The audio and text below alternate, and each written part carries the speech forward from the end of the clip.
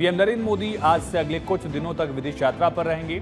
यात्रा ऐसे वक्त पर हो रही है जब दुनिया भर की निगाहें अमेरिकी टैरिफ पर हैं, जब डोनाल्ड ट्रंप भारत पर 50% टैरिफ लागू कर चुके हैं। ऐसे में पीएम मोदी की यात्रा और ज्यादा अहम हो जाती है।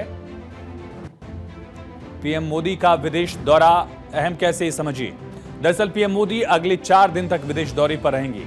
29 से 30 अगस्त तक जापान में शिखर वार्ता में शामिल होंगे पीएम। शिखर वार्ता में वहां के प्रधानमंत्री शिगेरू इशिबा के साथ प्रधानमंत्री कई समझौते भी कर सकते हैं। और दूसरा दौरा है प्रधानमंत्री का चीन का। पीएम करीब 7 साल बाद चीन के दौरे पर पहुंचेंगे। 31 अगस्त और 1 सितंबर को तियानजिन में एससीओ समिट में सम्मेलन में प्रधानमंत्री शिरकत करने वाले हैं। प्रधानमंत्री नरेंद्र मोदी 8वीं बार जापान का दौरा करेंगे, जो बताने के लिए काफी है कि भारत और जापान के रिश्ते कितने मजबूत हैं। इस दौरान प्रधानमंत्री Narendra Modi PM Shigeru Ishiba के साथ शिखर सम्मेलन में हिस्सा लेंगे। उम्मीद की जा रही कि दोनों देशों के जो रिश्ते हैं वो और ज्यादा मजबूत होंगे।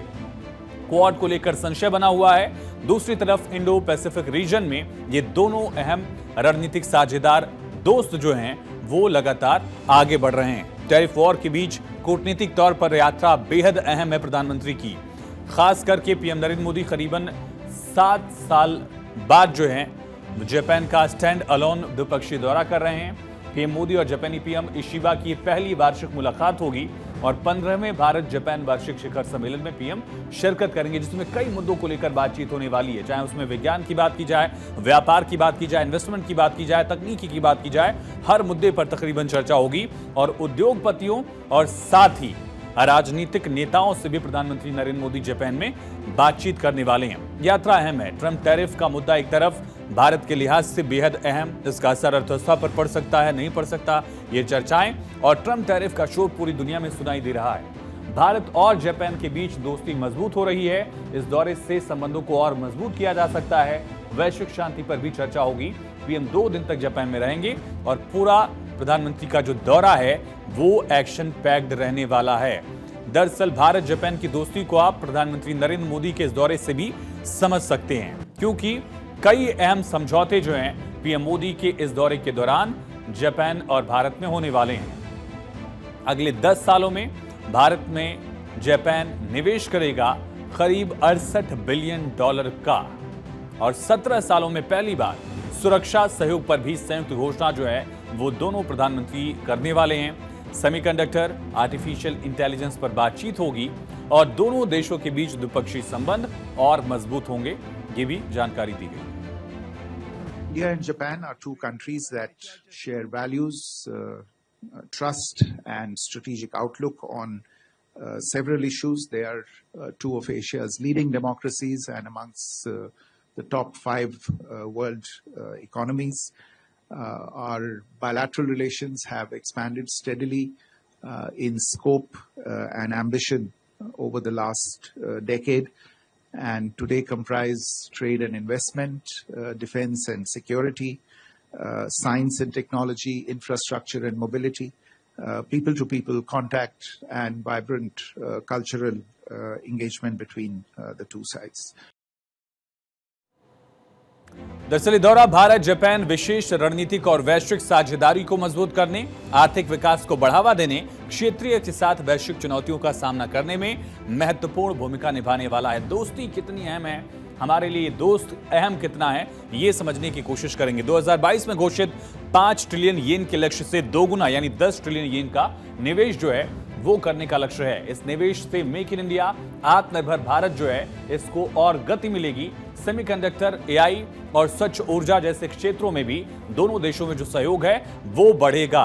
वैश्विक और क्षेत्रीय संदर्भ इनको लेकर भी अगर समझें तो जापान से कारोबार बढ़ाने में सहयोग मिलेगा और साथ ही निर्यात और जापान के साथ व्यापारिक साझेदारी जो है वो मजबूत होगी। इसके अलावा तकनीकी और इनोवेशन के मामले में अगर समझेंगे तो सेमीकंडक्टर और एआई पर केंद्रित डिजिटल साझेदारी शुरू करने की योजना। सेमीकंडक्टर उद्योग के लिए प्रसिद्ध सेंडाई शहर इसका केंद्र जो है वो बन सकता है दोनों देशों के लिहाज से। कूटनीतिक संबंध 1952 में जापान के साथ भारत से स्थापित हुए थे और जब भारत ने जापान पर लगी द्वितीय विश्व युद्ध की मित्र सेनाओं की पाबंदियों को हटाने का फैसला किया था, भारत उन शुरुआती देशों में था जिसने जापान को फिर से अंतर्राष्ट्रीय समुदाय में स्थान दिलाने में मदद की थी।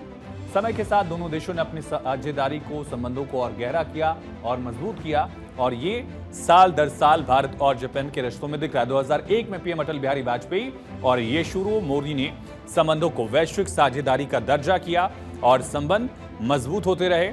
इसके अलावा 2006 में तत्कालीन प्रधानमंत्री मनमोहन सिंह और शिंजो आबे ने रणनीतिक और वैश्विक साझेदारी को बढ़ावा किया, और जब नरेंद्र मोदी आए तो उन्होंने एक नया अध्याय जो है वो लिखा दोनों देशों के दोस्ती के लिहाज से। दरअसल पीएम मोदी और शिंजो आबे ने दोनों देशों के संबंधों को अभूतपूर्व ऊंचाई दी और उसमें एक पर्सनल बॉन्ड जो है दोनों प्राइम मिनिस्टर्स के बीच दिखा था।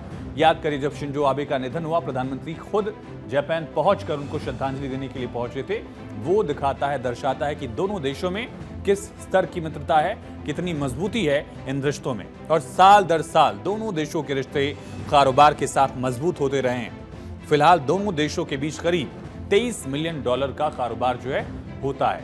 कैसे, क्या खरीदा जाता है, क्या इंपोर्ट किया जाता है, ये समझते हैं। 2024-25 वित्तीय वर्ष में भारत ने $17.69 बिलियन की चीजें जो है वहां से इंपोर्ट की और एक्सपोर्ट किया $5.15 बिलियन का। कुल कारोबार हुआ $22.84 बिलियन का। भारत और जापान साल दर साल अपने इस व्यापार को लगातार आगे भी बढ़ा रहे हैं।